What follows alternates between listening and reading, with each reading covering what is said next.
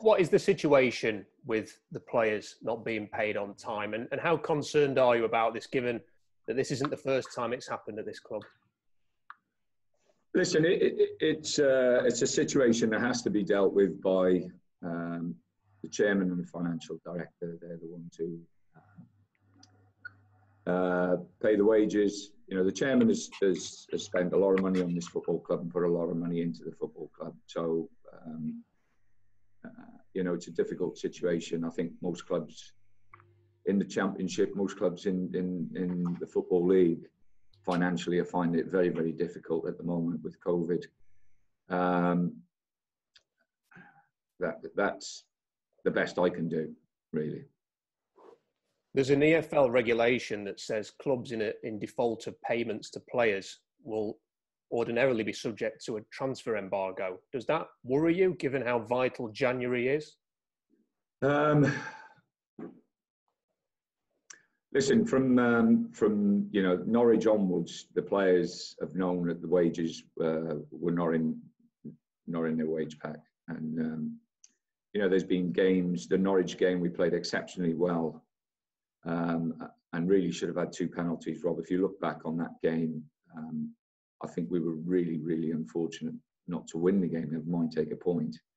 And so it's gone on through this month, and you know, from that point onwards to this point, the players have to deal with it and they have to get on with it. You know, we're football people. It's very difficult for everybody. I understand that, and as I've just said, it's we won't be, or I have got to try and make sure the players focus on the football. I'm here really to manage a group of players to win football matches. And my concern is obviously with that. You know, I'm more concerned at the moment with the injuries that we've got for the game. You know, losing Dominic last week with an Achilles injury, and then I don't think Eustace is going to be fit for Saturday. I don't think Julian's going to be fit for Saturday. Massimo won't be fit for Saturday. You know, there's been, you know, that has been on my mind more than anything else. Obviously, I've had to deal with Mo's situation as well. So yeah, there's a lot of things spinning around at the moment, Rob, and a lot of things that we have to try and wash away from the players' minds. Has yourself or the players been given any reassurance that this will be sorted in the very near future? Yeah, I think the players have been speaking to the financial director, and through the financial director, you know, their messages have gone through to the chairman. So, as I've said, it's you know, it's a difficult situation, and one that you know, they you know, it must be resolved one way or the other. Rob, yeah. Does it make your job harder? Listen, it's since I walked into the club, there's been lots of things that I could, you know, not complain about, but could point to. I don't think we've had the run of the ball in lots of situations to have 2 players sent off. Talked about the penalties. Even on Tuesday night, the horrendous challenge on Lees that led to their second goal was just shocking, and the standard of that decision that the referee made was pretty appalling, in my opinion. The big disappointment, as much as anything else, Rob, has been the fact that the games have, in the 5 weeks I've been at the football club, the games have come, 3 games a week. You've got no chance and no time to actually get the players on the grass and work. They've not had 1 full week of training with me yet. It's all been play a game, rest, play a game, rest, play a game, rest. And that's been, again, very, very frustrating. There's been a lot of things that have been frustrating, but that has been really frustrating as well. How do you get more goals out of the group? I think when we play in a certain way, we will create chances, as we did at Norwich and other games that we've played. But we've got to play that way for 90 minutes. We can't slip in and out of playing certain ways. And we've got a group that, as I've said right from the beginning, is pretty unbalanced, Rob, and needs fixing in that respect.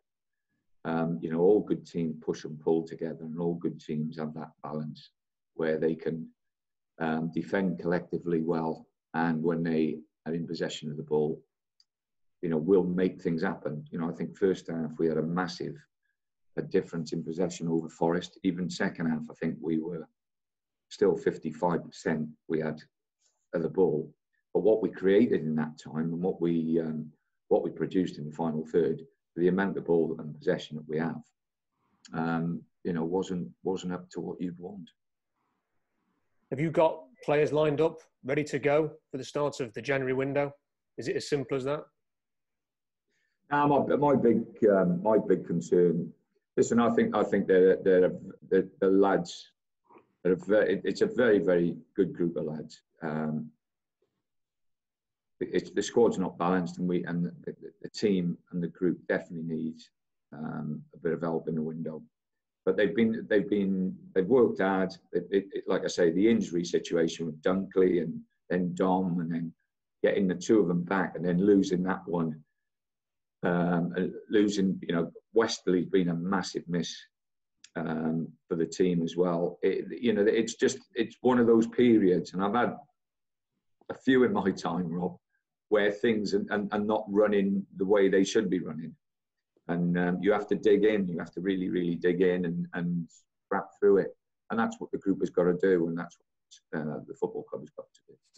You mentioned there of having to deal with the Moses situation. How was that dealt with? Well, I haven't spoken to him yet. I wasn't in a mood really to speak to him yesterday, and I don't want to catch him when I'm still boiling a little bit. I've seen what he's put on Instagram or whatever they call those social media things. I've been made aware of his reasons, and I'll deal with him in a way that, I don't think he'd be doing it again. Do you take the view that it was a momentary loss of awareness or actual disrespect? Listen, we're in a era of soft peddling at times in respect of being very, very careful and cautious what you say about people and individuals. But there are certain occasions when people do things that they have to hold their hands up and accept the consequences. And for me, he's got to hold his hand up and say what he did was absolutely, absolutely wrong, completely and utterly wrong.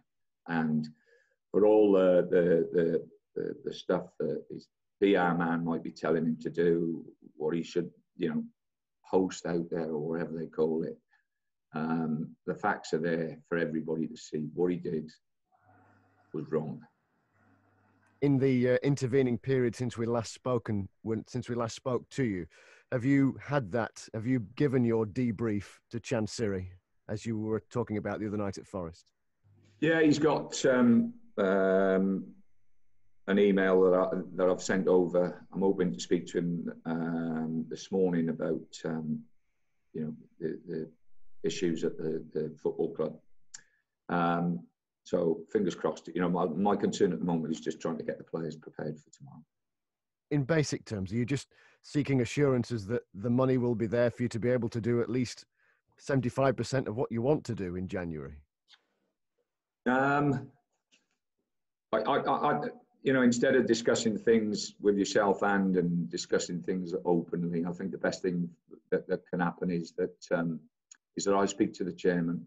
And as I've said before, I've got tremendous respect for the chairman in the way he's put so much money into the football club. I think I've worked for chairmen who've taken money out of football clubs. So I'm really subservient to people who do spend their own money on football clubs. And you can't criticise the fact that, he has put a lot of money into this football club.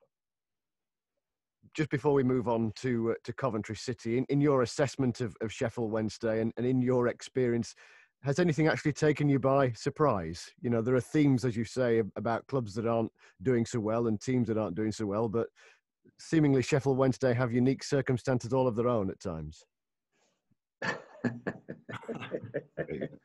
We got enough time to talk about land. Listen, it's it's interesting.